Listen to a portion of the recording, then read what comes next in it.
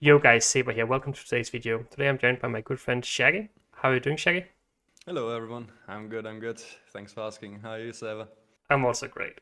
So I'm sure you all know Shaggy, but just in case you don't, Shaggy has participated in several official tournaments, and I think you're currently in top three on ladder, if I'm not mistaken. Ah, stop it, man. Okay, I haven't checked today, but yeah, I ended at number one yesterday, and I'm planning to get it back today. But I might have fallen down to number two or number three. I'm not quite sure. Make sure to get that top one top one back today, so we can put it in the thumbnail. Yeah, for sure. I'll try. And then obviously, Shaggy is also streaming on Twitch, so I'll post a link to his channel in the description, so you can check him out there. So, what deck are we looking at today, Shaggy? So we are looking at a deck that I wanted to try this season after the standard lockdown. That was your creation last season. Didn't quite end up working out for me. Yeah. I was struggling pretty hard, so I decided to go and check out some other Nilfgaard decks to try this season and try and salvage my Nilfgaard MMR. And I kind of got stuck on this Cloggers deck, the Kolgrim deck clogging and thinning Yeah. deck that's can be quite rage-inducing to play against. But I'm just trying to find a good deck to play this season, and I had quite decent success with this one, reaching like 2,572 Nilfgaard MMR with it. That's honestly So really good. it's definitely been working out. Yeah. Yeah, because I've been trying other variations of this sort of deck, and I always go in these like win streaks for a few games, and then I just start on tanking. So the version you've built here, you're running tactical decision as the leader. And why is that the best leader for this sort of Kolgrim deck? Well, in my experience, it's the most consistent leader just because of the fact that the Kolgrim deck really needs round control. You really Mm. need to win round one, and this deck is even kind of more draw dependent than Lippy, which is like a deck with a million bricks and that just you want to draw a good round one hand. It's even more so the case for this deck. And tactical decision, like this deck is just so overloaded on its mulligans. It wants to mulligan like half its hand in most round ones. So tactical decision, just to use it in round one, is very often a good decision. Just so you are like stuck with a 10-card hand that you can actually play in round one. You can play out your entire hand and pressure the opponent in round one. That's actually really interesting, right? Because usually when you play Gwent, you don't want to go for your leader round one. You really try to preserve it for round three. It's usually worth more than a card, but in this deck, you don't really care. You're just willing to jam your Snowdrop round one together with your leader and just play for a bunch of points. Yeah, exactly. Like the main things you don't want in your hand are Renew, Letho, Defender, and Kolgrim, since those are the core pieces to win later rounds and to basically lock the opponent out of being able to answer all of your threats. Yeah, so maybe we should. Meanwhile, what you do want is as much thinning and as much deck clogging cards as possible in round one, right? So those mulligans are just Yeah. really important. So maybe just in case someone is watching and they don't know how this deck works, like what the win condition is, could you just briefly explain like what is it you try to do with Kolgrim, Renew, Defender, and Letho? So basically, in the first round, the game plan is like you just get Portal down, get every thinning card down you can, and play a bunch of coated weapons and Viper Witchers to put a bunch of garbage on top of the opponent's deck. And you are aiming to create as big of a difference as possible in the amount of cards that you and your opponent have in deck. So you want your opponent to have like 30 cards in deck and yourself 0 in the ideal case, right? Then in later rounds, you aim to play Kolgrim behind the defender so the opponent can't interact with it. And then you just watch it grow by like 10 plus points every single turn and potentially even play a Letho Kingslayer on it. The thing is, it's very hard for the opponent to answer all of your threats because, like, if they kill your defender, you can renew it. If you purify your defender, you can play Letho on the defender as well. Like, you potentially have access to like 3 defenders that you can put your Kolgrim behind, and Yeah. very few people have answered to that many defenders in the end. Yeah, it's very difficult for the opponent to actually answer all of your threats, as you mentioned. I guess so. And that's why you also mentioned that it's so important to get round control, because as soon as they start beating you and you maybe have to start dropping your defender or something like that, then all of a sudden they can just pass and they need one less answer to get through to your Colgrim. Yeah, exactly. That's the most threatening thing for this deck. Like, if you lose round one and then some of your real threats get pushed out in round two, the Hmm. opponent suddenly needs way, way fewer answers to what you are doing. Like if you get pushed round 2 and you have to play both the defender and the Kolgrim and you like only have Renew and Letho left for later rounds, you can suddenly lose to so many things. Like you can lose to a squirrel eating the Kolgrim out of your graveyard, you can lose to a spores or something like that. So it's really, really important to get route control with this one. Yeah, especially the swirl is just so annoying because it's a card that's running almost every deck right now, and it's completely messing with your game plan if it manages to eat your Kolgrim. Yeah, it happens to also be like one of the loss conditions against decks that don't really have much other interaction, like Yeah. VE, for example, right? And so I aim against like decks that I see a squirrel threat against. Like if I happen to lose round control, I usually try to also use Letho on Kolgrim in the round that I drop him, so I just don't automatically lose to just a squirrel, you know. But obviously you can't really always do that either. Yeah, that makes sense. And I guess in some sense this deck is a little bit similar to Vi, because Vi is also, you're obviously very dependent on the Vi. If they somehow banish that or something like that, lock it, then your game plan kind of falls apart. And the same thing happens here with your Kolgrim. If they get rid of your Kolgrim, you don't really have that many points left. I guess your Mentor is like the only other card that actually plays for some points. Yeah, exactly. The only few games that I've actually won where my Kolgrim, like all my defenders and Kolgrim got dealt with, was with like Gorthok, right? Like location into Mentor, just Mentor from hand, maybe even renew Mentor. You know, if a random Nilfgaard player forgot to draw their ball, it's like, okay, drop a few 15-point Mentors, don't mind if I do, I might have an alternate win condition here. But yeah, usually if Kolgrim gets dealt with, it's pretty over. Yeah, very, very unskilled opponents not drawing the ball. Yeah. Although you do help them quite a lot to not find their cards. Yeah. So in terms of the strength and like maybe we've already like talked a bit about it, but like it is probably one of the most greedy decks out there right now, isn't it? One of the most what? Greedy decks, like. Oh yeah, you could say that. You could say that. It's definitely very, very all in, and that also makes for like some matchups that are very hard to win. Like if the opponent actually has enough answers for all of your stuff, it's very, very hard to win. Like for example, Keltulis is a deck that it has all the answers. It's very hard to find a bad bronze they play to put in top of their deck, so you can't really prevent them from drawing their cards either, and then it's just a super hard matchup to win. But usually, at least if the opponent is running a few answers or like a lot of answers, then they still don't want to give you round control because they could still lose. So they have to play very deep in round 1, have to play basically every card in round 1 down to 0 cards. And then they have a bunch of garbage on top of their deck, so they're not going to draw into anything good. That's so kind of the you still kind of have a win condition there. Yeah, that's kind of the beauty of the deck, right? Even if they want to put in all the answers, then you just clock them and maybe they just won't find any of them. Yeah, exactly.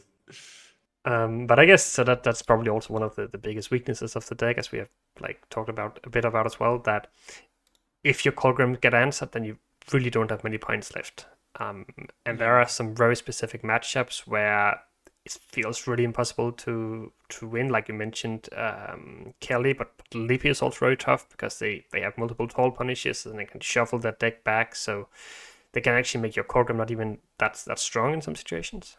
Yeah, exactly. And they also have so much thinning, right? Like sometimes they just are in a position the entire game where they can make your Kolgrim grow by very, very few points every turn. Like if it's a very tough matchup, it's more beatable than Keltulis, but those are the two worst matchups for this deck in my experience for sure. Yeah. So in terms of the mulligans for this deck, like when you go into round 1 and you look at your hand, you have some obvious picks, of course. You have Knickers, and you have your second brigade. But other than that, what would you look to mulligan? I would usually look to try and get rid of all 4 of the pieces that are very important for later rounds, which is Renew, Letho Kingslayer, Fion, the Defender, and Kolgrim himself. Like usually I do not like to have even 1 or 2 of these in my round 1 hand, because in the end you do not want to be forced to play them to win round 1, but you definitely want to play round 1 as long as you humanly possibly can. Like go as deep in round 1 as you can. Like go down to 0 cards if you think it gives you a chance to win the round. It's just the most important thing in round 1 is winning the round in the end. But are you ever worried that you don't find your cards again, or is the thinning just so good in the deck that it's not really a problem? Yeah, you kind of have to judge a bit if you can actually afford it. Like, for example, if you miss Portal, it's a lot riskier than it usually would be.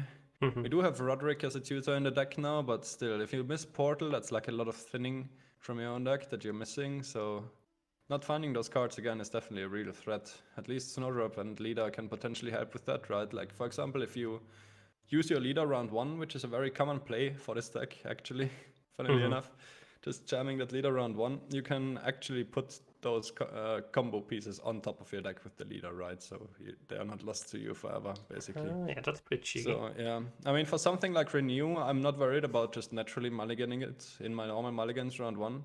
But when it comes to Kolgrim and Defender, I would like kind of prefer to put them on top with the Leader than just mulliganing them into random positions, especially when I'm missing the thinning cards.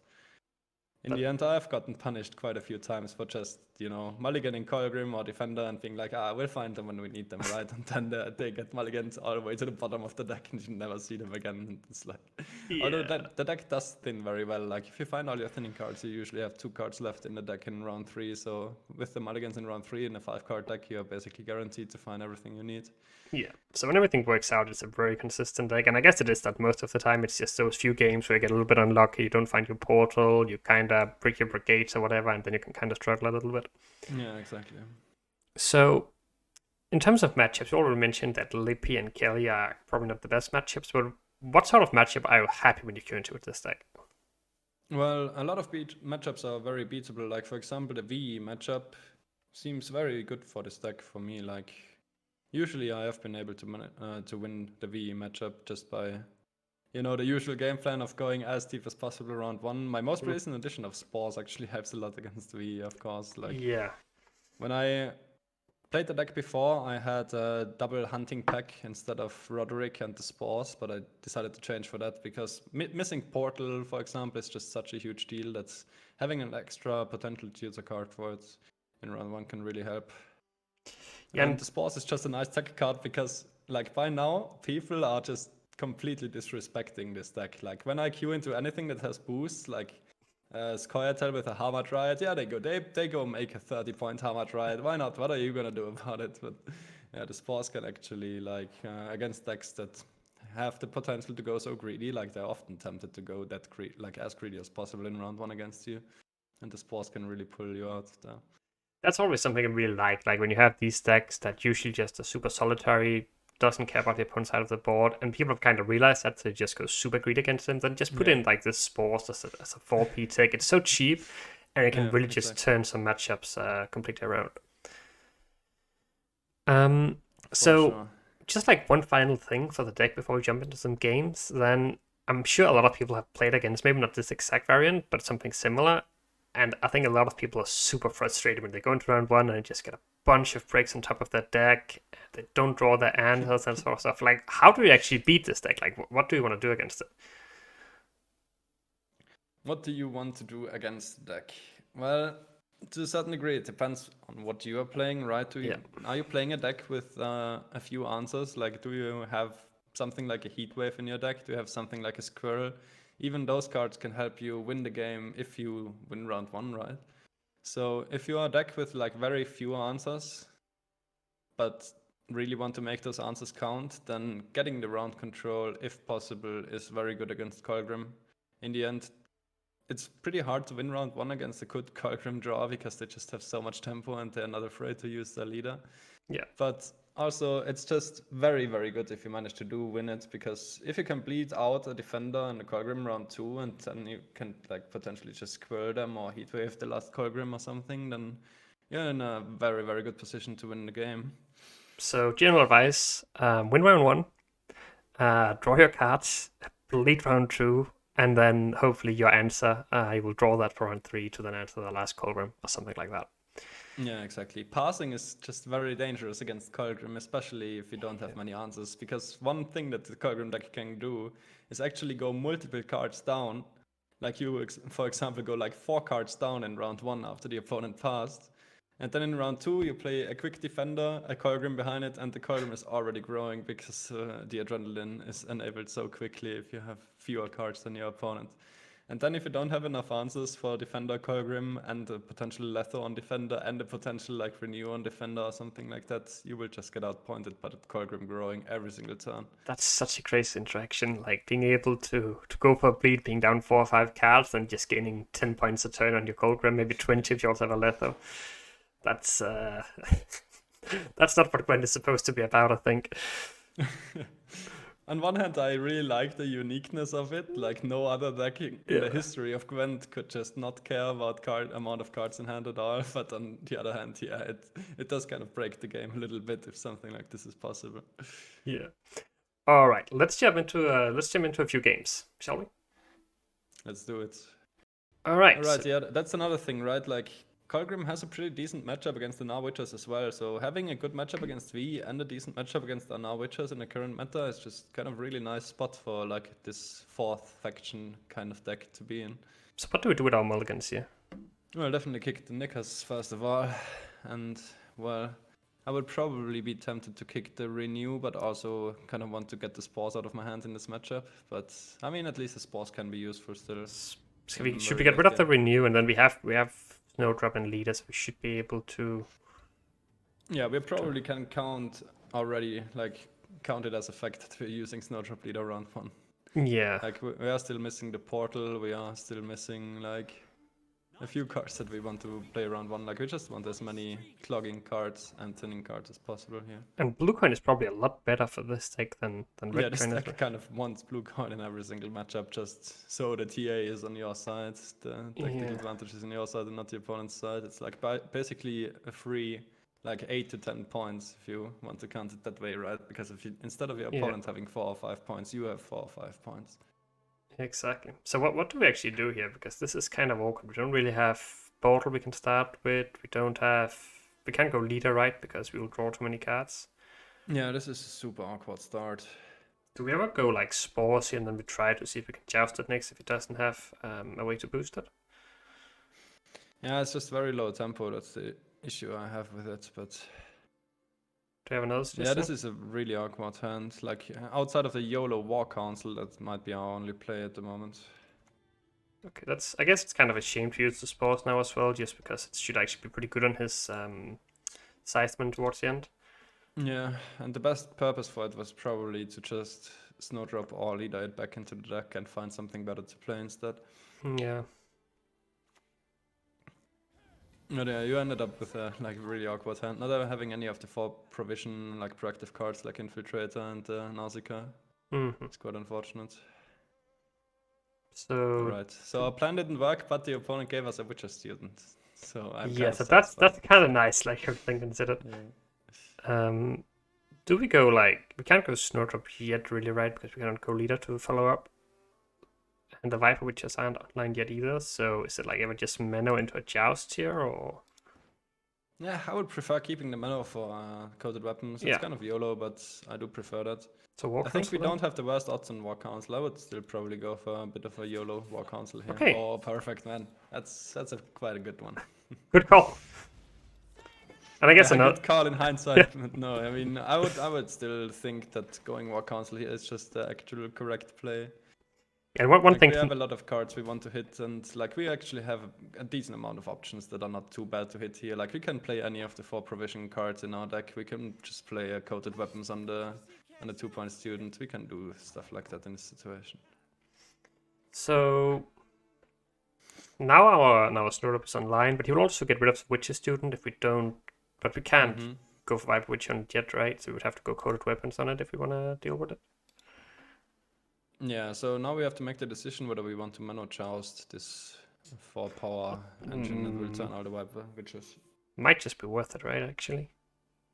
Yeah, it's probably worth like losing the 1 coated weapons over, because like him turning all the Witcher students means that we can't really make like the absolute worst possible card on top of his deck anymore.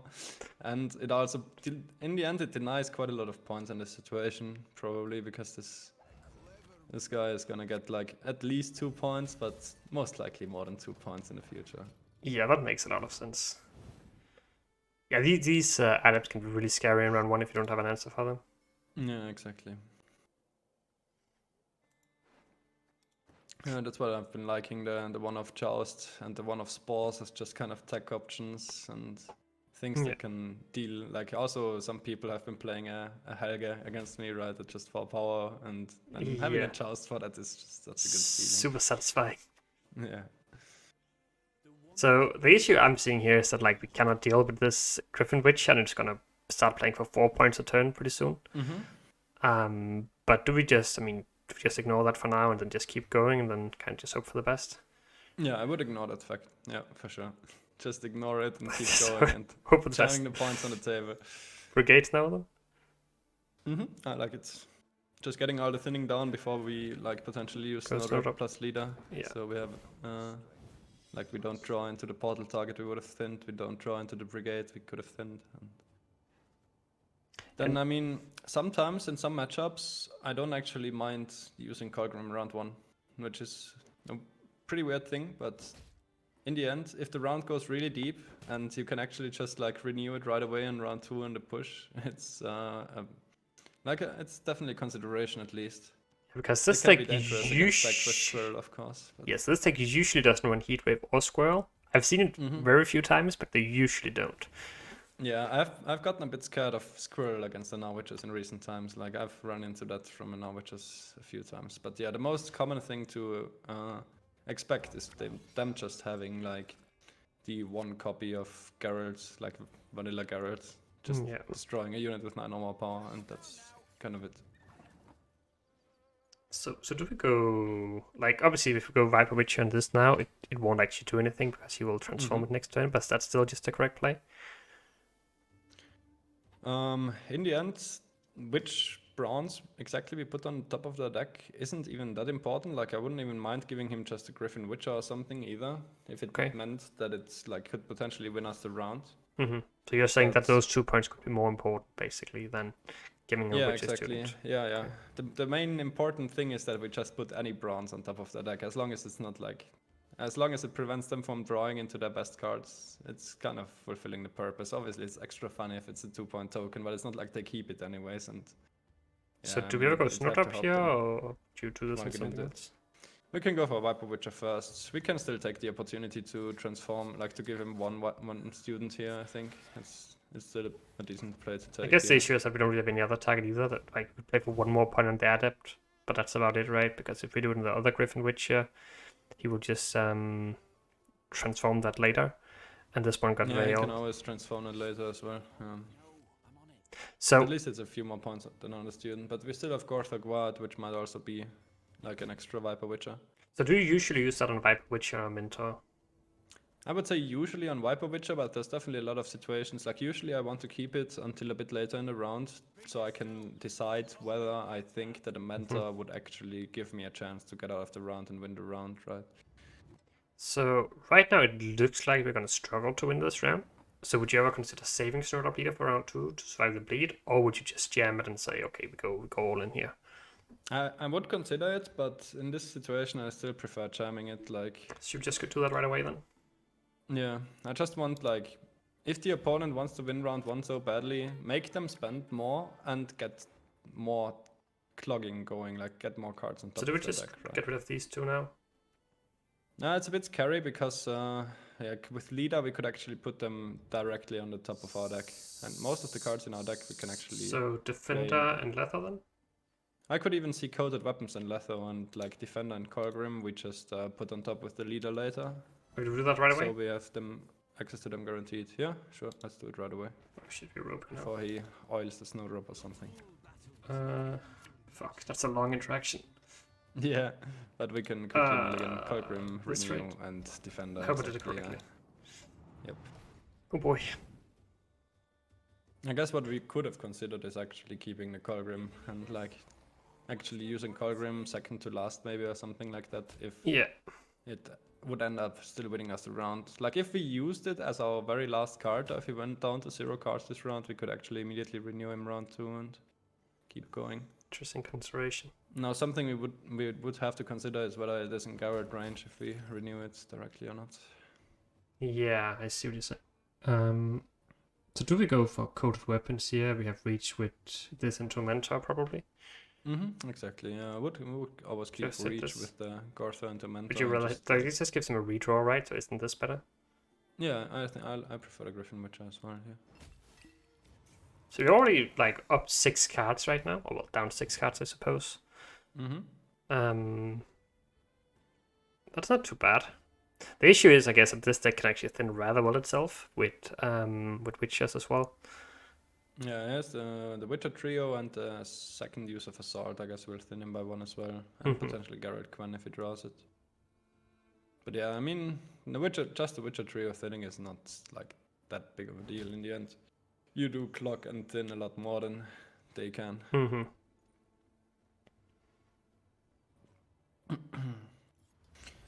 Chaos I think I've seen people do in this matchup from the NR side is just pass round 2 in the hopes of winning a long round 3, and that's like, for example, one of the cases where I went down, like I went down to like 2 cards in hand myself in round 2 just to get Kolgrim online sooner. So, are we sure we can do the points now if we drop the Cynthia now, for instance? Or is it better to drop this first? I think I prefer dropping the Cynthia here. Okay. What are the golds left in the deck at the moment?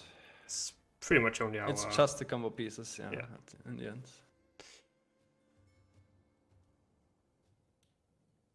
But the Elementor should play for like at least 12 points still here, like 13 with the Sergeant. Oh wow. Oh, that's a committal play. So the opponent does not have Vesemir or Ireland in this game, in his round 1. Might also mean that he's running double punish. Like usually if they don't run Erland, they're running another tall punish. We might just have to pass here, right? I'm afraid so. But okay, I mean, we got the Witchers out. How many bricks did we give him? I'm just thinking like in terms of his potential bleed hand. He got AA top deck, and then he got... we played 1 coated weapon, Cynthia, that's 2. Viper should have 3. So he played 4 bricks, I think. Gave him 4 bricks, and he draws Assault. So he will see Assault and 4 bricks, regardless how he mulligans, right? Yeah, basically, yeah. You should not really be finding anything new. Is this just the hand we want to keep, or do we want to try to find the Infiltrator here, maybe? I think mulliganing the Renew for now is perfectly fine. We only need it in round 3 anyways. Mulligan this as well, or...? Letho is a bit of a tougher one. Like, if he goes... We can pretty much draw whatever we want in the next round, right? Like, we do have access... Still mulligan the Letho, yeah, because exactly we have the Roderick in hand. That's pretty nice. Yeah, it might allow us to defend the bleeds without Kolgrim Defender combo in the end, maybe. Like, Defender we can kind of always use since we have to renew, but... I guess the issue in this matchup is that we also have to bet if they're running Erden or not. Since he's bleeding, he probably isn't. Yeah, I suppose not.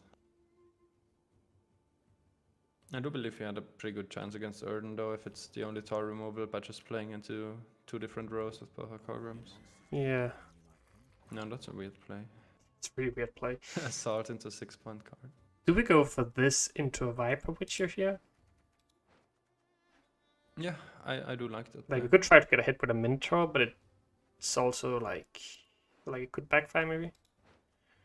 Yeah, no, I don't like to drop the RNG Mentor. Like, yeah, I can count the amount of times on like one hand where I've played a Mentor without actually having Adrenaline enabled on him. It's just kind of too big of a gamble. Yeah, and like this is really nice, right? Because now we actually give him double clock again for next round. We can even give him like a Witcher back or something like that.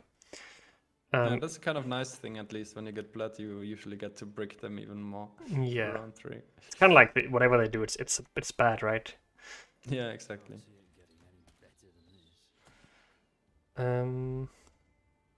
He's just playing the bronzes we gave him, I guess. Yeah. Which, I mean, in that case, we probably have enough points without Kolgrim. Like do we just go Defender then we try to take it with Mentor next? Yeah, exactly. That is what I would do here. Like, drop Defender, and unless he starts like committing really hard now, we don't have to use Kolgrim. So... Yeah, because he always has Leader, right, which potentially can do something. But do we want to go location now, or do we just wait until next time? We have to play another card anyway. Yeah, I definitely think there's like no downside to waiting here. Yeah, I guess the only thing is if he plays like one of his another Mentor, maybe, then... Yeah, that's true. I suppose we could have given him like There's me on top of his deck or something. I guess we could go Kolgrim here and then get ahead. We can also just drop this and see if we get ahead, I guess. Kolgrim is probably going to play for enough reach anyway. Mentor should be like at least 11 or 12 points. Yeah, because we haven't seen Gwen, we haven't seen Erland, we haven't seen at least 10, right? Which would be enough to get ahead.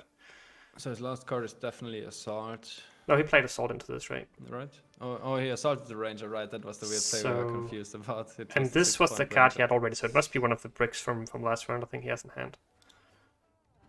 Yeah, Did we actually brick him 4 times, or was it only 3 times? 4 times, I'm pretty sure. I think I counted. Okay, then it should just be the brick anyways. Do we just go for this Yeah, then? and unless he... Yeah. I would say then we go for this, and unless he uses leader now, we should be fine. Or do we just give him Witcher back? Yeah, I like the Eskel. Eskel. Yes. Yeah, let's give him Eskel back. An unpopular choice, I know. So at 12, what's that? That's Erland? I would expect it to be Erland, yeah. Erden is like 11 provisions anyways, if I remember correctly. Yes. So yeah, Erland is actually the only card. But I guess, like for him, Erland as a finisher next round. Oh, okay, so sleep. I guess. Oh, he did. So we only bricked him 3 times then, right? Apparently and so. Really assault, 3 bricks, and then mulliganed into Leo. Didn't we? I think I messed up. So 1, 2, 3. Yeah. Okay, I guess it's 3. Yeah, I can't it was count. in the end only 3 times. Yeah. So this Okay, this so is it just goes enough, leader. right? Yeah, exactly. So we gain 7 points twice, so that's 14. So and he gains. It's actually not enough, right? Because he gains 2 here as well. Well, it's not bad to play Roderick here anyways, I think. It So- prevents the squirrel loss condition at least. But now we actually lose to a Gal, which is kind of unfortunate. Yeah. I Yeah, guess. that's the problem with losing in round 1, right? Yeah. Well, hopefully he won't draw it. Yeah. I mean, we did some groundwork for that to happen. But I guess we just go Kingslayer then. That always has Yeah. to be correct. And then we just Mhm. grab Kolgrim. Exactly, yeah. And then we have our 5-point Kolgrim as a renew target for round 3. Yeah. So I mean, if it does, it all comes down to whether or not he draws his soul punish now, right? Which is Yeah, usually if you do lose round control, that's what it comes down to. Like, if you lose round control, often enough it comes down to them actually drawing like that one final tower removal they need when Yeah. you renew Kolgrim. So I mean, most of these cards are pretty garbage now. I guess like Viper Witch and Renew are better than Sergeant and Infiltrator. Yeah, I would expect. Oh, we do actually need like one proactive play. But isn't that just Kolgrim? Yeah, that is just Kolgrim. We are already at Adrenaline 2. Yeah, of course. Then that is it. All right. Let's see how skilled the opponent is, because he's never running a Soul punish, right? Yeah, he should be. If he's not forfeiting here, then I'm worried. Possibly. Okay. That's a boiling oil. That's positive. Yeah, that means he doesn't have it, right? Unless he's Unless just, he has like Erden. yeah, What if you beat Erden though? we probably do, to be honest, because he shouldn't have much left. Like other than that, Okay, we probably don't beat Garrett. Geralt is rough. All right, got him. Into Erden now. And Garrett that's, himself. I think we discussed it earlier, right? But it's kind of the beauty of the deck that, like, even though the opponent is running a counter, like, they just won't draw it because you've bricked them so much. Yeah, exactly.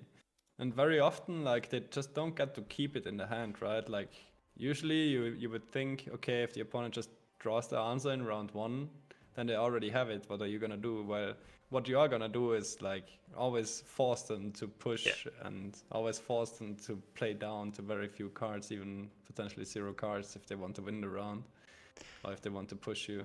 I feel like this game would have been a lot easier if we had a blue coin as well, just being able to Yeah. apply way more pressure, because as you mentioned, all that matters is that we win the round. We don't really care about winning uneven with this deck, so Exactly, yeah. This is a blue coin abuse deck. The Yeah. rare blue coin abuse deck. You just want the blue coin for the extra points. And like even the extra mulligan helps, right? Like for sure. you getting the 3rd mulligan instead of the opponent is also kind of a big deal for this deck. Yeah. All right, I have one more.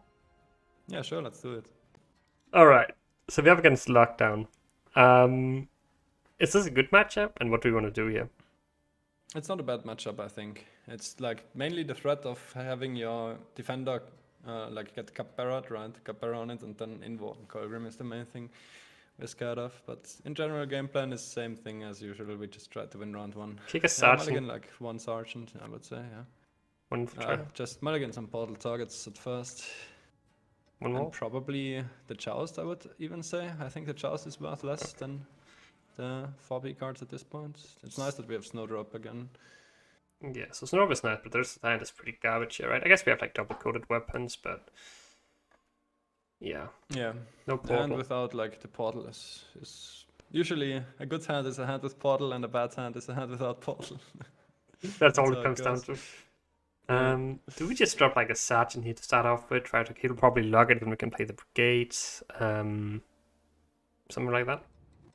Yeah, I would even consider just Crystal Skull on the sergeant. Okay. Yeah, because he doesn't wanna like if he yens it, we're pretty happy. If he like there's Yeah, nothing he can do exactly. to it like we're really scared of. Yeah, this deck doesn't really mind using tactical advantage on engines at all because like, Yeah. who's gonna punish us for playing Call with it when it's not Kolgrim? You know, Exactly. they know it's Kolgrim. They know they need that time to move it. Okay, he goes for aggressive start. That probably makes sense from him, right? Yeah, he should fight for this round for sure. Like we definitely want to bleed this matchup as well because even facing ball is very scary, right? Yeah. So we don't need to deal with this one just yet. Do we just go brigades now, maybe? Yeah, it doesn't really make much of a difference whether we go to weapons it immediately or go for brigade first, I would say.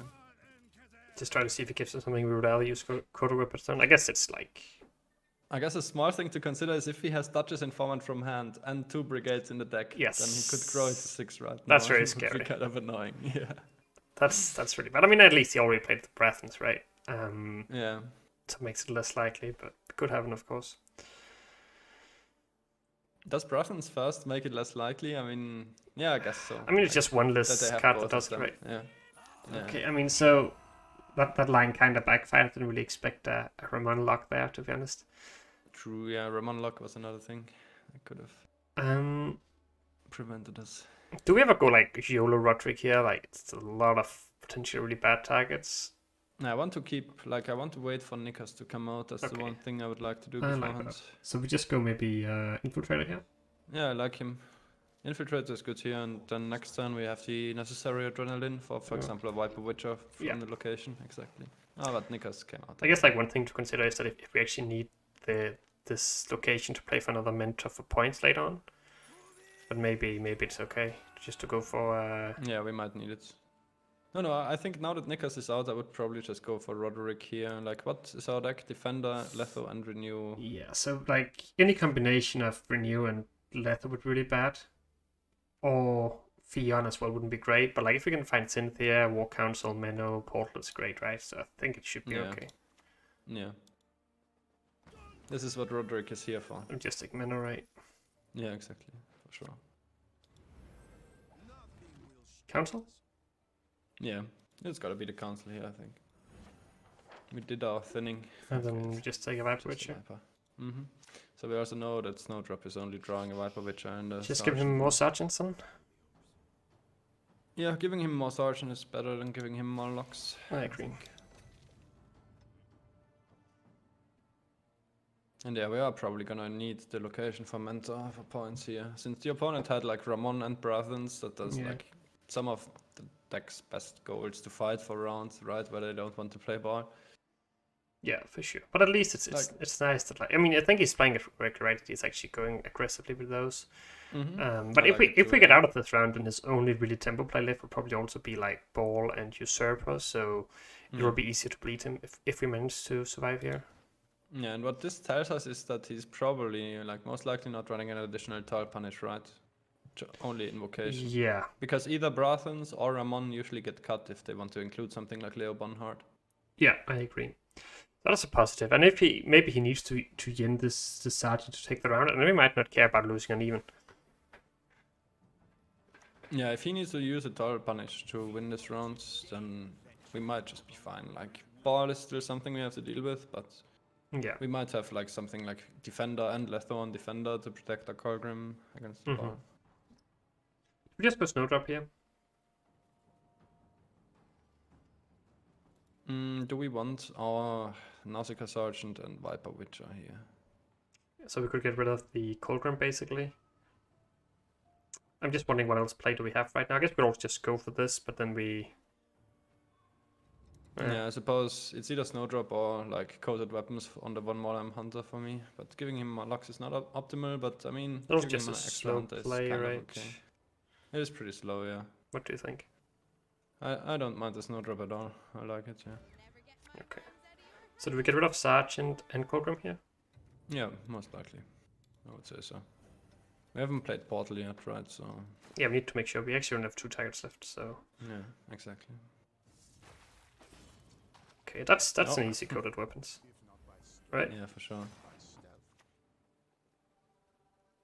Do we ever give bleeding to the Sergeant first so we can coated weapon that next if he doesn't play a deploy unit?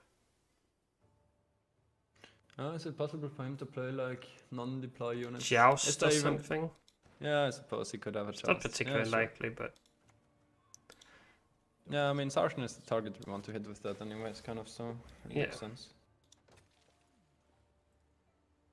The nice thing about this matchup is once you go deep enough in round 1, it's actually very hard for them, because if they already have something like Invo, Ball, Roderick on hand, they really don't want to spend it. And if they don't spend it, you just win the round, so... So now we'll be very happy to see this portal. Yeah, for Ball sure. Like right? this is the one thing that sucks the most about this deck. Like if your portal is on the bottom of your deck and you don't find it with Roderick, you're so But sad. we're skilled. We're very skilled. Yeah. So this infiltrator is actually like just means that we can actually mulligan more freely here because now we have three targets. Yeah, exactly. Right? It actually kind of helps a bit. Yeah. Do we mulligan this one though still? Or do we want to play from I hand? would mulligan it here just so we free up mulligans. So. Is this hand fine, or do we also mull one of the coded weapons? This hand is kind of really good. Like. Yeah. Do we ever mull Kolgrim? We could see them one mulligan on coded weapons. I think we might use Kolgrim here. Like if the opponent tries to defend to bush without ball, we are not scared of dropping the Kolgrim. All right. And so how many times? We are a bit scared, but just if he uses Cupbearer on the defender, right? Like then we're a bit scared to drop the Kolgrim. Then we probably want to wait to renew the defender next round. Just give him the sergeant back, right? Yeah, let's just give it to him. More sergeants. Yeah, you can play like 5 sergeants this game. Congratulations. Probably gonna drop one more now, right? Gave him quite a few. Yeah. All right, that's the ball. Oh, we already got the ball. That's very nice. Is that just a pass then? What do we lose to round 3? Like Cupbearer plus Invocation is kind of the most he can have. Yeah. So, like in the end, we can also clog him a bit more because we don't even mind losing card advantage either, though, right? Like, Okay, I can see that. So we just go for coded weapons and location, and maybe we just play this just because why not? Yeah, I think I would even go for location first even. Oh no, it's a bit awkward to go location first. Yeah, I like the sequencing of coded weapons here, then location into the Viper Witcher, and then like just to be able to press the location as well, maybe go for Hunter. It will also at least force him to play all of his, like, some gold aristocrats, right? He used a Hunter round 1, which we didn't give him more copies of, so he has to kind of play like Roderick, Joachim, some business like that. He's gonna have to. And Usurper doesn't work yet, so exactly. Has to be one of his spies. And if he goes Roderick, it's usually it will cost him 2 golds, right? So it's not actually all that bad. Exactly. It's interesting that we're deciding to push here, though. Like, I can definitely see why it makes sense, but usually the most intuitive thing to do would just be to pass on the ball when you're still ahead. Yeah, it's funny. Like it's really against my nature at this point to bleed into a ball that has already been played. But with this deck, it just makes sense to kind of like, okay, I don't care about my card. I don't care about anything. I just gonna keep pushing. I want to get some more clogging down. I want to get some more stuff out of you. I guess this is actually pretty annoying, right? Yeah, I suppose giving him the dame into the Joachim means he only needs the one aristocrat. Also because he's going to go and crew on this next, right? So he's just going to get another one of them back. But I guess we just keep going with location, right? Yeah, sure. Give him another dame, and then he goes crew, and then we play this and put something back. Yeah, ideally, like our ideal round 3 hand is 5 cards anyways, I think. Because as first card, we can drop defender. If he deals with it, we can drop Letho or Renew, and then Yeah. we can play Kolgrim exactly at Adrenaline too. But I don't actually, we can't actually choose our perfect, like our ideal hand, right? Because we got this one back. Yeah, we got Maybe that was clogged ourselves, so we Yeah. might miss a card, which would feel bad here. Wait, he doesn't go coup here? Interesting. So don't we just go for this now and play Mentor? Yeah, surely. Let's give him another trash card. 11. So that's what's 11 actually? What is 11? Because it's not Usurper. It's not Usurper, it's not... Oh. Wait, what is 11? I feel like I It should. costs 11 provision. Yeah, I'm wondering that too. I feel like I should know that. Huh. Anyway, we need to activate this one now as well. What do we put back? Yeah. Just a Sergeant or Lock? Probably Sergeant, right? Yeah, always Sergeant, I think. I like giving my opponents Sergeants. Like, the thing with the lock is actually, like, they can purify the first defender from Letho and then invoke the second one or something, right? Or invoke the defender right away and then try to poison or lock your Kolgrim as well. Just pass. Yep. Getting the extra Fang out is actually kind of nice. Yeah, so he's up a card, but Ball is out. He's played 1 poison, so it means he won't be able to go Cupbearer or double poison, which is nice. Most of his luck should be gone as well, I think.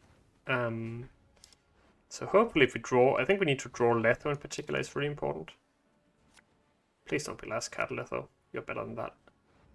I cannot think of any 11 provision card except for Erden. I'm like looking in the deck builder right now. He must have cut a Usurper Officer for some 11. Like, what 11 could that be? I'm so Yeah, that's actually like frustrating me a little bit as well, that like we don't know what he's playing. Do we kick the Spores? Yeah, he's played the Joachim, so it shouldn't find value. Yeah, Spores should be the best card. Oh, even worse come than on. Infiltrator. You're not last card, right, Letho? Surely you're not. Oh, You're not. please, Letho. Don't Oh, be no. bottom. Oh my god. This, like, letting the opponent get away with that Infiltrator actually. That's on me. That's on me. Wait, we can. No, wait. It's we can't afford it, right?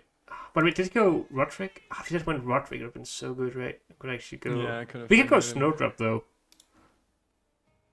Yeah, we could. So Yeah, we don't. it's just Do we need to necessary. greed anything here, right? Could we just go like Joust here first, maybe? And then wait, maybe Yeah, we the don't. thing is, What if we don't want to play Joust? Do we have a? yeah, exactly. That's my line of thought here as well. Like, do we have the time? Do we just need to drop like Snowdrop Defender, Letho on Defender potentially, just so we have enough time for Kolgrim to still get his value? So one thing to note is that it's not guaranteed with the Snowdrop line. Like we might just miss. No, maybe we mulligan both cards on top of the Letho again. Do we just go for it though?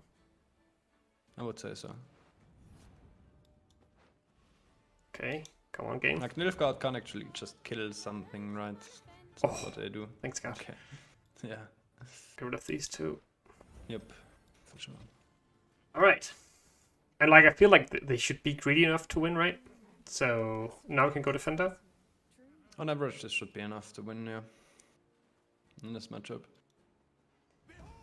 So if he has ideal hand, he has Cupbearer and Invocation, and then I don't know. But that what gotta else. be a Erden, right? Wasn't that the only 11 people could find? Yeah, it's the only thing I found in the deck builder. That's why I'm a bit worried. But is he Devotion? We don't know if he's Devotion, right? It's just they usually are, but I mean, it's not gonna be a Damien. It's not gonna be a Vatier. so we need to go for another one of these. It's probably not a Dandelion Poet. I'm ready for the Vatier. I guess Vatier is fine. You can steal the Defender. Bring it on.